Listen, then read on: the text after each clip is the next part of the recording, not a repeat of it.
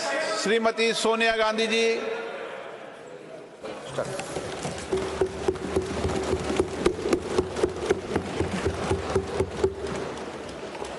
अध्यक्ष महोदय, आपने मुझे बोलने का इजाज़त दिया, मैं आपकी आभारी हूँ।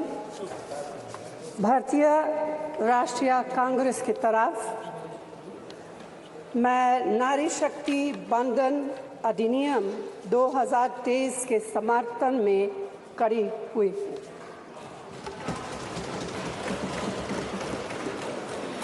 धुएं से भरी हुई रसोई से लेकर रोशनी से जगमगाती हुई स्टेडियम तक भारत की स्त्री का सफर बहुत लंबा है, लेकिन आखिरकार उसने मंजिल को छू लिया है।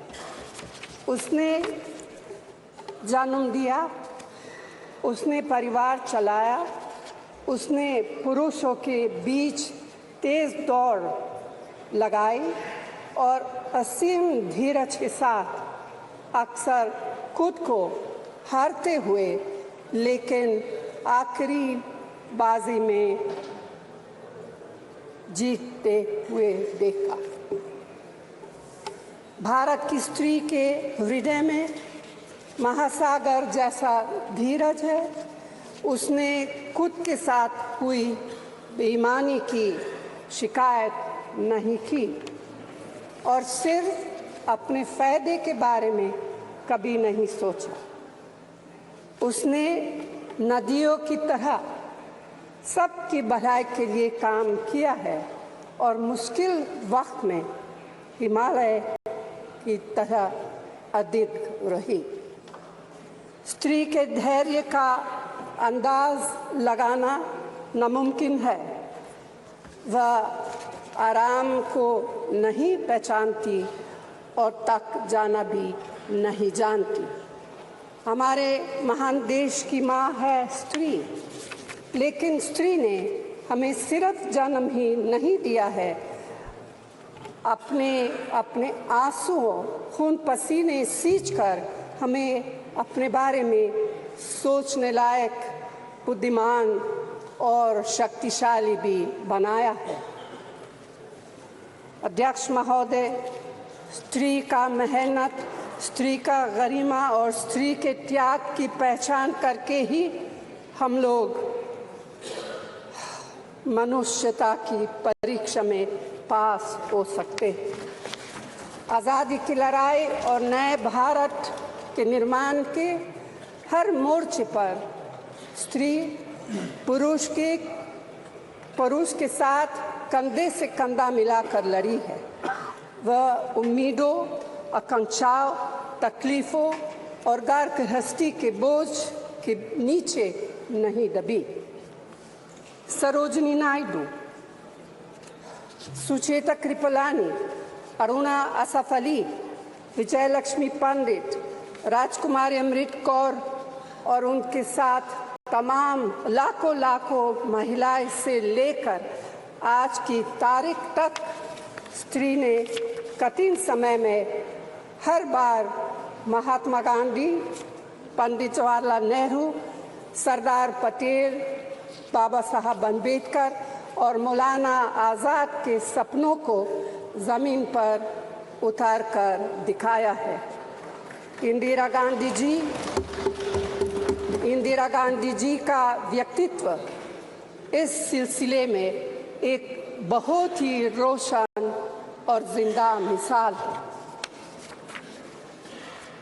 अध्यक्ष महोदय, खुद मेरी जिंदगी का यह बहुत मार्मिक क्षण है। पहली दफ़ा स्थानीय निकायों में स्त्री की भागीदारी तय करने वाला संविधान संशोधन मेरे जीवन साथी राजीव गांधी जी ही लाए थे। उन्होंने लाए थे जो राज्यसभा में 7 वोटों से गिर गया था।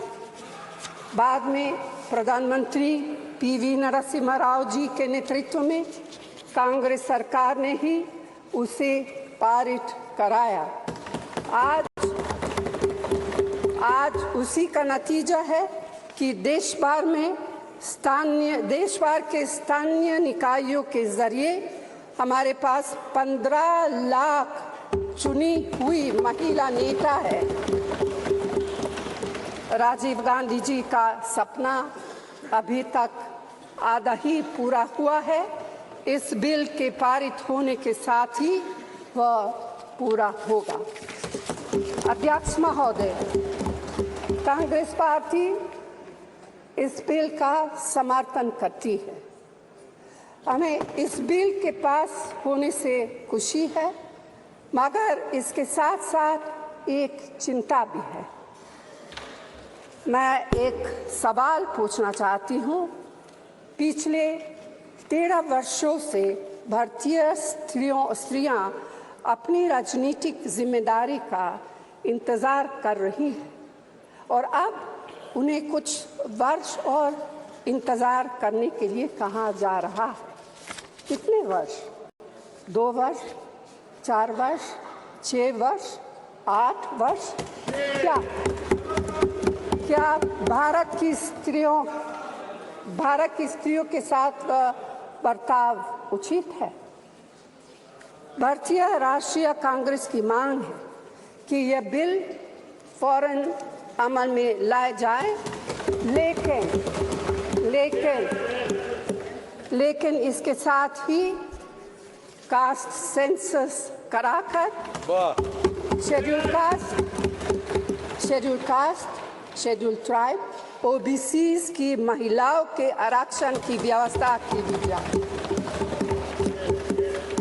सरकार को इसे साकार करने के लिए भी जो कदम उठाने की ज़रूरत है वह उठाने ही चाहिए। अध्यक्ष महोदय, स्त्रियों के योगदान की स्वीकार करने और उसके प्रति आभार व्यक्त करना का यह सबसे उचित समय। इस बिल को लागू करने में और देरी करना भारत की स्त्रियों के साथ घोर नाइंसाफी है। भारतीय राष्ट्रीय कांग्रेस की तरफ से मैं आपके द्वारा सरकार से मांग करती हूं कि नारी शक्ति बंधन अधिनियम 2023 को उसके रास्ते की सारी रुकावटों को दूर करते हुए जल्दी से जल्दी लागू किया जाए। ऐसा करना न सिर्फ ज़रूरी है बल्कि संभव भी है। धन्यवाद।